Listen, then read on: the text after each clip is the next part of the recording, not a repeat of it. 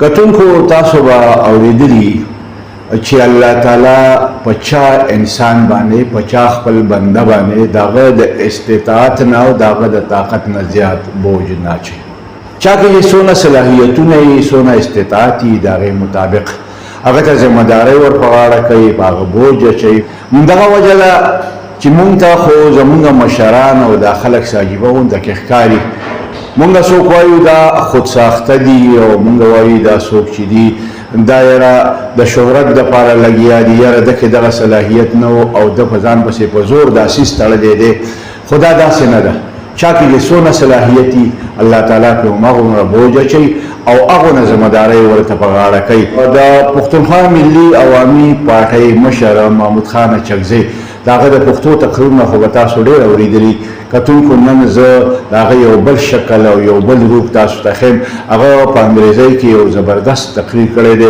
دغه تقریر تاسو په دې ویډیو کې راځي وګورئ د دې ویډیو د کتو نه پس به کتونکو تاسو ضرور د محمود خان په صلاحیتونو باندې په کمنټ کې خپل رائے نه مونږ خبروي فیصله به هم تاسو کوئ Milli Awami Party. Over the past 3 decades, he has been in the forefront of the struggle for the rights of ethno-linguistic minorities in Pakistan. He is an ardent advocate of a strong, democratic and federal Pakistan. Ladies and gentlemen, please welcome Mr. Mahmood Chan Achakzai.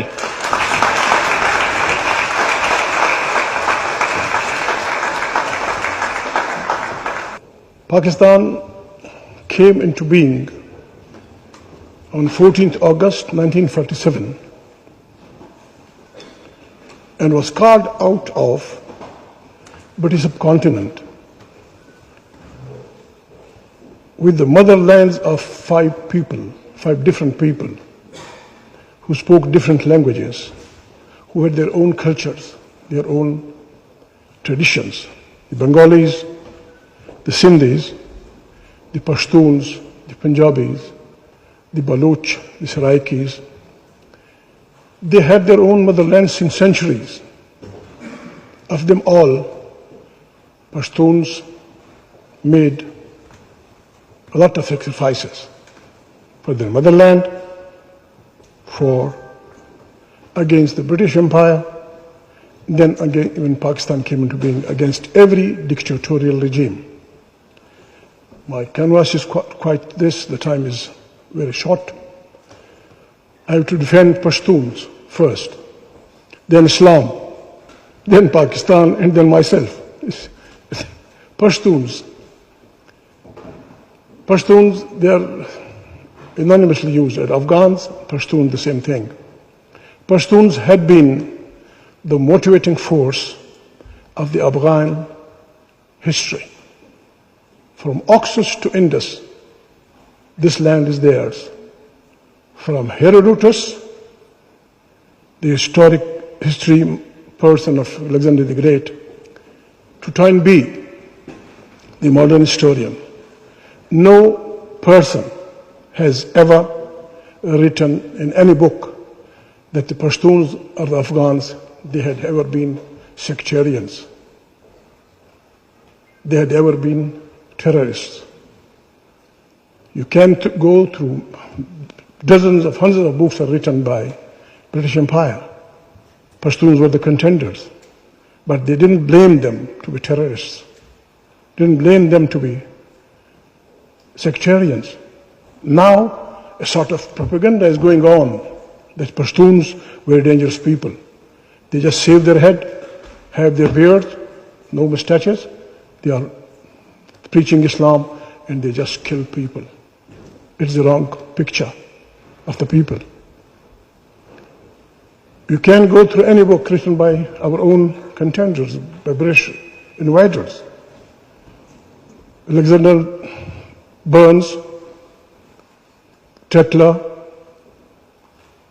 so many authors, anyone you pick up, nobody will say, yes, we had been the target of terror, the target of invaders, even before Christ. The first invasion of our land, the first terrorism done with us was by Alexander the Great. He came by our land, and then Everybody who wanted to come to India had to pass through our land, be it Genghis Khan, be it the Arabs, be Alexander the Great, be from the southern side, our English friends. So this, each and every Pashtun, whoever he is, whether he belongs to a rightist party, whether he belongs to a leftist party, whether he is a practicing Muslim or not, this is their prime duty to erase this type of definition, this type of introduction of the Pashtun people. Each and every writer, if they had been terrorists, if they had been sectarians, then why the English writers write? Boarding and lodging in Pashtun Afghan land is no problem. Just go sit in a mosque, say I'm a stranger. Your lodging is free, your boarding is free. Mohanlal writes it, English writes it, Chinese writes it, even Buddhists who visited their lands, they say they are good people, cooperative people. Yes, they are very much touchy. They were very much touchy in the past. They are still very much touchy about their sovereignty, about their independence, about their free life, which are positive and good qualities which must be supported. I tell you frankly, I'm a Pashtun and a practicing Muslim. I tell you with whatever honesty I have got on my command, to measure one's distance from a person on this basis, that what is his color, on this basis what creed he belongs, on this basis from which continent he is, we Pashtuns, and particularly Pashtun family and party, we consider it to be a sin. We are all human beings. We are the descendants of Eve and Adam. So we have to make this planet a beautiful planet. I think responsibility doesn't lie on the weaker nations, on us people. It comes to my friend Jones. They have to lead. They have to lead this, how to make this planet like a good village. Differences of opinion are there. So we should be. Secondly, Islam. Pashtuns, once more, here we are students from Pakistan, from various nationalities, various nations. Till 1800, we must not forget history. Till 1800, the Afghan land from Oxus to Indus was one and the same. All the Pashtuns now living on this side of the Duran line, round about having 150,000 square miles in different, the Fatah and the Khyber Pakhtunkhwa, the Pashtuns on this side of the Duran line in Punjab, Miawali and Attock, and the upper part of Baluchistan, which we call British Afghanistan, British Baluchistan. With the Arab, they measure 150,000 square miles. This was part of Afghanistan. The first, when the British Empire conquered the entire subcontinent, when they came to Indus, they decided to have legitimate ambassador contact with the Afghan homeland. So the person who was selected for this job was Stuart Alfinston. You are young people, you must read, you must make yourself knowledgeable. So he has written a book, The Kingdom of Kabul, in 2 volumes. Every student of Pakistan, particularly the Pashtun young, they must read it. It is a reference book. Stuart Alfinston presented his credentials to Afghan King Shah Shuja, I think in 1804 or 5, in Balai Sar Peshawar. Our governor Abbasi, son of this and this nation, Afghan. So we were Afghan, we are Afghan, now we are part of Pakistan. Terrorism,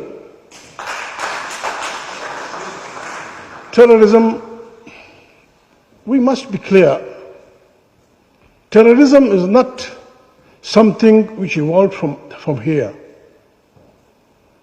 Terrorism, when Soviet Union army got into Afghanistan on December 1979, 78, 79. So the entire globe formed a holy alliance under the pretext of that a mighty superpower has challenged the sovereignty of very tiny Afghans. So the sovereignty of Afghans have been challenged by a mighty power under the barrel of guns. So this must be protected. I think there had been an unwritten statement between the Afghans and this holy alliance. It included all religions, Christianity, Buddhist Japan,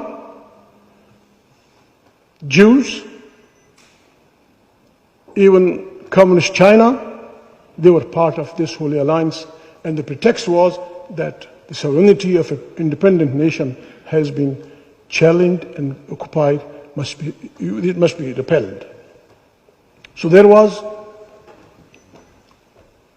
an unwritten statement, unwritten agreement between the Afghans and this alliance. I think they told them, we are not going to fight for your freedom. Otherwise, we will support you. The Afghans said, yes, that we will do it. My head, my body, and my commitment. So the Pashtuns, the Afghans, North Alliance, everybody, so many names are given. This fight was going on. They fought valiantly, even our part of the world, even Fatah, everybody. They fought against the war which was between Warsaw and NATO. And unfortunately, that war was fought on our homeland. I think the Afghans owe,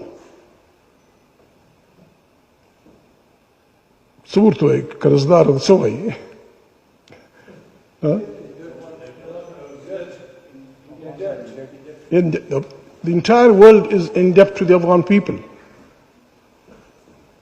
Soviet Union went this way, and the Holy Alliance went this way, and left the crippled, injured, and very brutally wounded Afghanistan to the terrorists. Who was responsible for it? America was the leader. America says that she has spent $7 billion in cash. They were that much committed that even Stinger missile, which were denied to Saudi Arabia under the pressure of Israel, but they were given to freedom fighter of Afghanistan.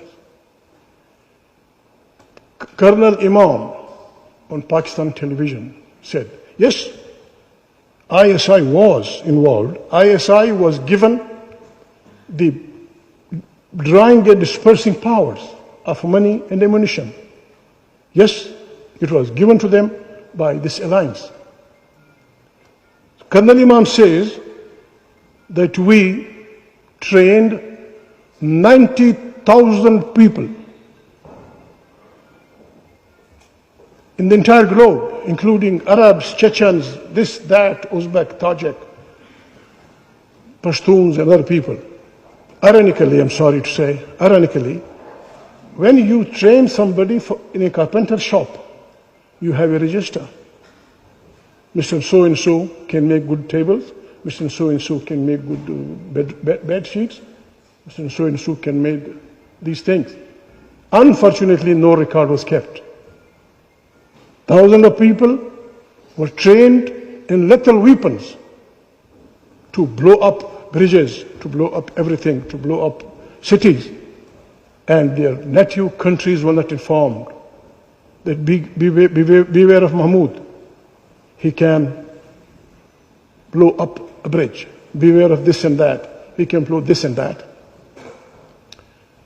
and they were that much free in bringing people for this war. Ayman al-Zawahiri, the wanted man by the entire world. Ayman al-Zawahiri, along with his friends, was in the prison of Egypt, in Cairo or something where he was condemned for killing Sadat. They were all released and brought here as holy warriors. Then these people, Tora Bora, what thing happened? People, they came, they were brought in to our part, or they came in. The question is, yes, God forbid, if there is fire here, we have the right to jump anywhere. In a house, in a room, in a security guard, everywhere, because we are in a hurry. Yes, people came there. The question is, how they are being made that much powerful that they are challenging the authority of the government. How they became so much powerful that they are keeping the entire Fatah, the fighting people, at bay. This is the question to be taken into account. Islam, not this book, Violent Politics, A History of Insurgency, Terrorism and Guerrilla Warfare, written by William R. Polk. You must read it.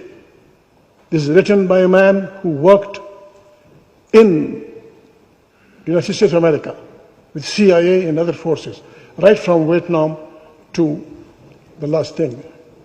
It is a very good book. There is no time to be going in detail. You must read it, young students. He has the American insurgency, the Spanish guerrilla against the French, the Philippine insurrection, the Irish struggle for independence, Tito and the Yugoslav partisans, the Greek resistance, Kenya and the Mau Mau, the Algerian War of National Independence, the Vietnamese struggle against the French, American takes over from France in Vietnam, the Afghan resistance to the British and the Russians. He has very minutely analyzed it. Being an American, he is of the opinion that this is very, very wrong to blame a full religion to be based on terrorism, Islam. This man says. I can't give you the details because the time is fleeting. I'm shortage of time. In Pakistan, one thing we say, the Pashtuns, we are not going to take lessons from anyone in Pakistan because we had been in the forefront. When the British came in, we were the people who resisted with guns. Each and every village, right from Swat and Waziristan, Bajawar to South Waziristan, these people fought valiantly. Even Sir Winston Churchill came there as a lieutenant, and we have his Burj Al Tashta. Yeah, it is there. So, in the democratic struggle, we were in the forefront against each and every martial law. We were in the forefront of forming alliances. The generals were trying to have a constitution where the role of the military should be commanding. Well, our approach is, and we will never compromise with anybody, our approach is that Pakistan must have a parliament, a federation of 5 people, Pashtun, Baloch, Sindhi, Saraikis, Punjabis. Each and every people must have the constitutional guarantee on its resources. And each and every parliament, provincial assembly and the national assembly must be the origin of power. Foreign policies and interior policies must wait. Not triggered on. We had been opposed with Punjab of the 50s and 60s. Its judiciary, its civil bureaucracy, its military bureaucracy, they left nothing. But now we are hopeful in the leadership of Nawaz Sharif. A democratic Punjabi is coming out. And one thing is very, very, very positive, that the entire judiciary, the media, and the entire parliament, they are one and the same. And we are sure that the army under Sharif will come to this orbit. So we are not against this, against any kind of opposition, but anybody who will, anybody, how powerful he may be, either from the military or civilian side, who will attack the sovereignty of Parliament, will face our opposition of the hardest type. My time is finishing.